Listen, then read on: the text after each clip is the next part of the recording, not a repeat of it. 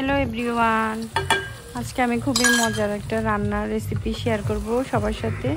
এই যে আমি এখানে জিরা, ধনিয়া, হলুদ, মরিচ আর কারি পাউডারটা ইউজ করব। এই রান্নাটাতে কারি পাউডারটার কারণেই খাওয়াটা অনেক টেস্টি হয়ে যায়। একটু ব্ল্যাক পেপারও অ্যাড করলাম।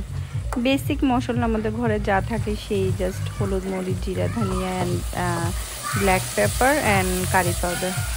তো পেঁয়াজটাকে আমি ভালো করে কুক করে দেন এখন আমি একটু জিঞ্জার গার্লিক পেস্টও দিছি, সল্ট দিলাম। এখন আমি যে শ্রিম্পগুলো এগুলো দিব। এগুলো মাথা ছাড়া শ্রিম্প, এগুলো স্যামস ক্লাব থেকে ফ্রোজেন শ্রিম্প আমি বাই করে আনছি। এই শ্রিম্পগুলো খারাপ না, বাচ্চারা পছন্দ করে স্পেশালি। এগুলো আমার বাচ্চা, এই শ্রিম্প কারিটা আমি বাচ্চাদের জন্য করতেছি। বাচ্চারা খুবই পছন্দ করে এই শ্রিম্প কারিটা। খুবই কম মশলায়, একদম শুকনো মরিচ, আমি চিলি পাউডার একদমই কম দিছি, জাস্ট পিঞ্চ অফ।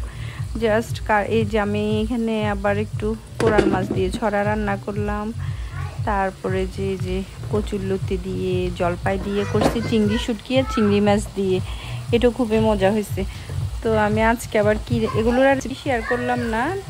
প্রত্যেকটা আইটেমই খুবই মজা হয়েছে, সবগুলো আইটেম লোভনীয় ছিল আজকে। মাশাআল্লাহ, আলহামদুলিল্লাহ।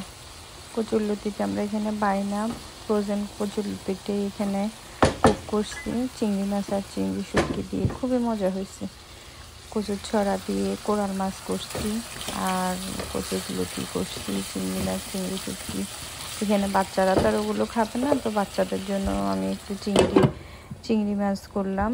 এই যে ফ্রোজেন বল অ্যান্ড বাস্কেট ব্র্যান্ডের এই মিক্সড ভেজিটেবলটা আমি অ্যাড করে দিলাম। এখানে গ্রিন পিস, গ্রিন বিন, ক্যারট, কর্ন, এভরিথিং আছে এখানে।